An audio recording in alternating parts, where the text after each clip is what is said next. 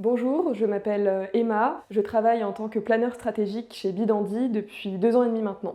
Ce qui m'a donné envie de rejoindre Bidandi, c'est d'abord le nom Bidandi, que je trouvais vraiment original. Ça témoignait d'une vraie personnalité, et c'est d'ailleurs quelque chose que je retrouve au sein de l'agence. Il y a vraiment plein de personnalités qui trouvent chacune leur place. Et il y avait aussi ce côté à la fois pointu, élégant du dandy, et en même temps ce côté excentrique qui incarne cette figure tutélaire pour l'agence.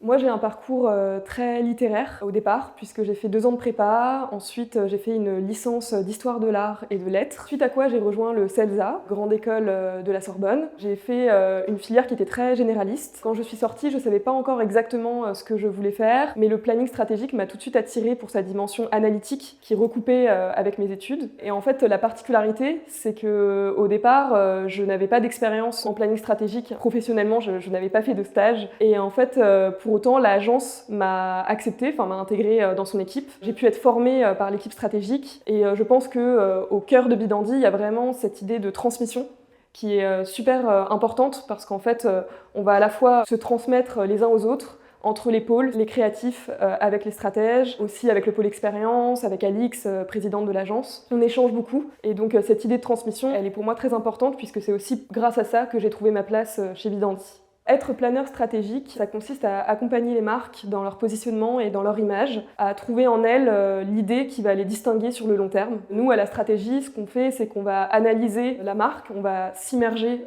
dans son monde, c'est-à-dire dans son secteur, mobiliser des références culturelles, pour essayer d'aller identifier ce qui fait sa force, ce qui fait sa singularité, puisque c'est donc notre signature chez Bidandi, c'est-à-dire révéler l'âme des marques. Ce que j'aime le plus dans mon métier de planeur stratégique chez Bidandi, c'est vraiment le fait que ce soit une découverte permanente, une sorte de chasse au trésor. On est tout le temps en train de découvrir de nouveaux clients, de nouveaux secteurs, puisque chez Bidandi, les clients sont très divers. Ça va de la grande maison centenaire à la start-up, secteur du luxe au plus corporate. Et voilà, c'est cette diversité qui fait que chaque journée ne se ressemble pas.